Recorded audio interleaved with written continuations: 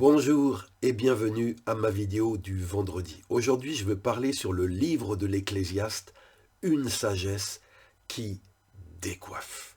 En effet, si vous avez lu le livre de l'Ecclésiaste, peut-être vous avez été choqué par certaines des choses que vous y avez trouvées. Mais comment ça se fait que ce livre se trouve dans la Bible? Comment est-ce qu'il est compatible avec ce que Jésus nous a enseigné? Eh bien moi, dans cette vidéo, j'aimerais vous faire découvrir combien ce livre est rempli de sagesse et combien il peut être précieux pour ta vie. Alors écoute bien. Je voudrais partager avec vous un passage qui se trouve dans le livre biblique de l'Ecclésiaste au chapitre 7, versets 2 à 4, et je le lirai dans la traduction Parole de vie. Voici ce que dit le sage. Il vaut mieux aller dans une maison en deuil que là où on fait un bon repas. Je ne sais pas pour vous si vous préférez aller dans une chambre funéraire que d'aller plutôt à un banquet, à un repas de famille ou entre amis.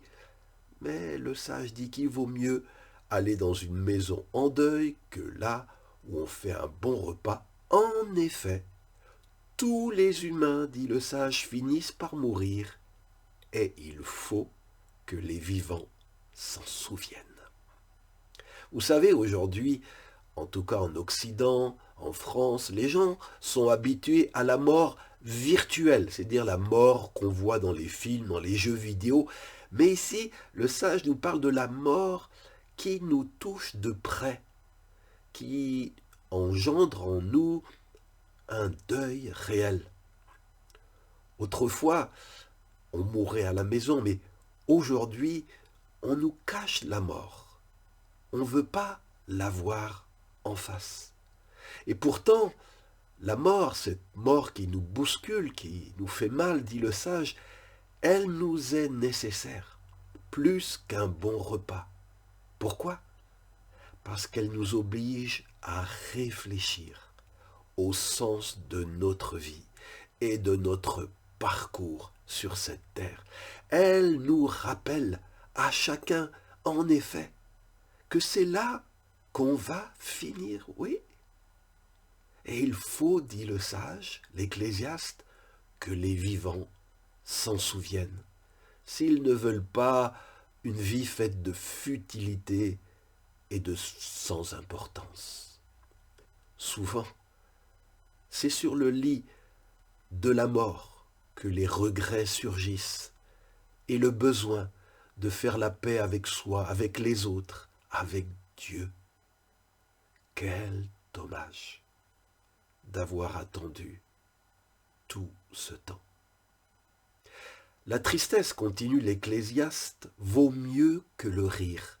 Elle rend le visage sombre, mais elle rend le cœur meilleur. Souvent, dans notre monde, on rit pour fuir la réalité, y échapper. On a le rire aux lèvres, mais le cœur est vide. Or, dit le sage, le bonheur n'est pas dans la fuite, mais dans la lucidité. Il s'agit d'avoir le courage de voir les choses en face plutôt que de les ignorer et de se griser de plaisir. La tristesse a l'avantage de nous obliger à réfléchir, à nous recentrer sur ce qui est le plus important dans la vie, notre intériorité. La souffrance nous aide à remettre les choses en juste perspective.